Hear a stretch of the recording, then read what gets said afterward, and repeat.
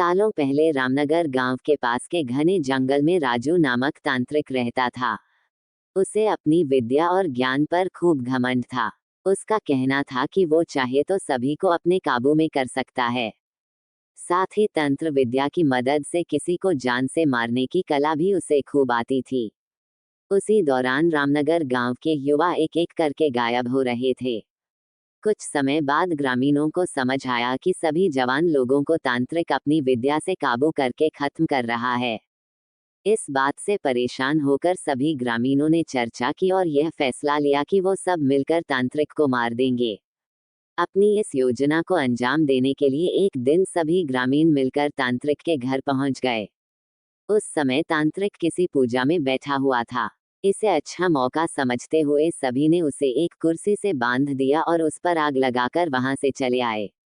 ग्रामीणों के मन में हुआ कि तांत्रिक उसी आग की लपटों में झुलस जाएगा और उससे उनका पीछा छूटेगा। हुआ भी ऐसा ही। करीब 4 से 5 साल तक सभी लोग अपने गांव में हंसी खुशी रहने लगे। अचानक एक दिन 4 लड़के अपने शहर से घूमने के लिए कहीं जा रहे थे। तभी बीच में रामनगर गांव पड़ा। रात बहुत हो चुकी थी, तो उन्हें लगा कि थोड़ा वक्त यही गुजार लिया जाए। चारों लड़के रामनगर के जंगल में ही रुक गए। उन्हें जंगल में कुछ घूमने का मन हुआ तो वो आगे बढ़ने लगे और बढ़ते बढ़ते तांत्रिक जहां रहता था वहां पहुंच गए। पूरे घर में मकड़ी के जाल लगे हुए थे। तभी एक लड़के को आधी जली हुई कुर्सी नजर आई और वो बिना कुछ सोचे समझे उस पर बैठ गया। बैठते ही उसके अंदर तांत्रिक की आत्मा घुस गई। अब लड़का जोर जोर से चिल्लाकर कहने लगा कि अब मैं सबसे बदला लूंगा।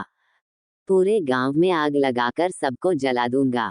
अपने दोस्त को इस तरह का बर्ताव करते देख अन्य 3 लड़के डर गए और वहां से गांव की तरफ बढ़ने लगे। सुबह होते ही उन्होंने सरपंच से मुलाकात की और सारा किस्सा सुना दिया। सबसे पहले तो सरपंच ने उन तीनों लड़कों पर खूब गुस्सा किया। उन्होंने पूछा कि तुम लोगों को किसने कहा था वहां जाने के लिए। सरपंच को गुस्सा करते देख लड़कों ने कहा कि आप हमें माफ कर दीजिए, लेकिन हमें अपने दोस्त को बचाना है। कुछ तरकीब बताइए। थोड़ी देर सोचने के बाद सरपंच ने कहा, अगर वो लड़का कुर्सी से उठता है और खुद को आग लगा लेता है, तो शायद तांत्रिक की आत्मा उसे छोड़ दे। सरपंच ने ये बात कही ही थी कि जिस लड़के पर तांत्रिक का भूत घुसा था वो कुर्सी के साथ उड़ता हुआ गांव पहुंच गया।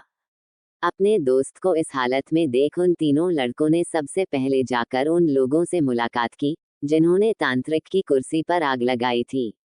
उनसे बात करके सभी लड़के उन्हें अपने दोस्त के पास लेकर चले गए।